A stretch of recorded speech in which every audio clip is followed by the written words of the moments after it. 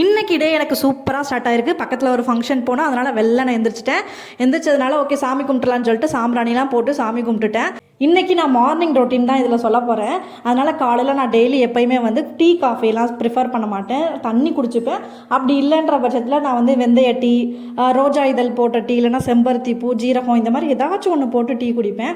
அது மாதிரி தான் இன்றைக்கி வந்து நான் வெந்தய டீ தான் போட்டு குடித்தேன். குடிச்சிட்டு அப்படியே நான் வந்து ஃபங்க்ஷன் கிளம்பி போயிட்டேன். அங்கே போயிட்டு வந்ததுக்கப்புறம் சாப்பிட்றதுக்கு டைம் ஆகும்னு சொன்னாங்க. சரி வீட்டுக்கு வந்துடலாம்னு சொல்லிட்டு வீட்டுக்கு வந்துட்டு ரெண்டு சப்பாத்தி மட்டும் போட்டு சாப்பிட்டேன். ஒன்று சுகர் போட்டு சாப்பிட்டேன், இன்னொன்று வந்து காரமாக இருக்கிறதுக்கு சில்லி ஃப்ளாக்ஸ் போட்டு ஒன்று சாப்பிட்டேன். என் ஹஸ்பண்டுக்கு வந்து நைட் ஷிஃப்ட்டுன்றதுனால அவர் தூங்கிட்டு இருந்தார். அதனால் எனக்குன்றதுனால 2 சப்பாத்தி போதுன்றதுனால அப்படியே நிப்பாட்டிக்கிட்டேன். அடுத்தது என்ன, கொஞ்சம் நேரம் நல்லா ரெஸ்ட் எடுத்துகிட்டு பப்பாளி ஜூஸ் போட்டு குடித்தேன். பப்பாளி அப்படியே சாப்பிட்லாம், கரெக்டு தான். பட் ஆனால் எனக்கு ஒரு ஆசை, பப்பாளி ஜூஸ் போட்டு குடித்தா எப்படி இருக்கும், நான் குடித்ததே இல்லை. சரி ட்ரை பண்ணலான்னு சொல்லிட்டு இன்றைக்கி நான் ட்ரை பண்ணேன். ஆனால் பப்பாளி ஜூஸை விட பப்பாளியாகவே சாப்பிட்றதா நல்லதுன்னு தான் எனக்கு தோணுச்சு. இனிமேல் இந்த ஜூஸ் போட மாட்டேன். அடுத்தது லஞ்ச் ப்ரிப்பேர் பண்ண ஆரம்பிச்சிட்டேன். அம்மாவும் அப்பாவும் இன்றைக்கி சாப்பிட வரேன்னு சொல்லியிருந்தாங்க. எங்கள் அம்மா வந்து பியூர் வெஜிடேரியன் அப்படின்றதுனால நான் வந்து வெஜிடபிள் பிரியாணி பண்ணிடலாம் அப்படின்னு சொல்லிட்டு வெஜிடபிள் பிரியாணி பண்ணிவிட்டு ரைத்தா பண்ணிவிட்டு எங்கள் 3 பேருக்கு மட்டும் முட்டை அவிச்சு வச்சுட்டேன்.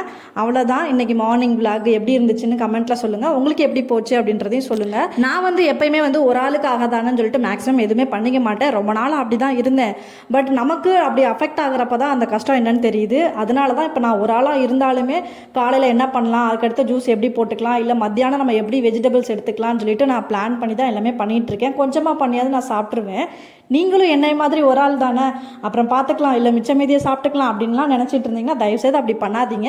நம்ம நல்லா இருந்தால் தான் நம்ம ஃபேமிலி நல்லாயிருக்கும். அதனால நல்லா ஹெல்த்தியாக எடுத்துக்கோங்க. ஜூஸ் எல்லாம் நல்லா குடிங்க. காலையில் நீங்கள் எடுத்துக்கிற தண்ணியை தவிர்த்து நீங்கள் எடுத்துக்கிற டீ காஃபிக்கு பதிலாக வேறு ஏதாவது நீங்கள் வந்து ட்ரை பண்ணி பாருங்கள்.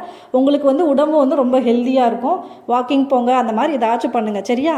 பாய் பட்டூஸ்.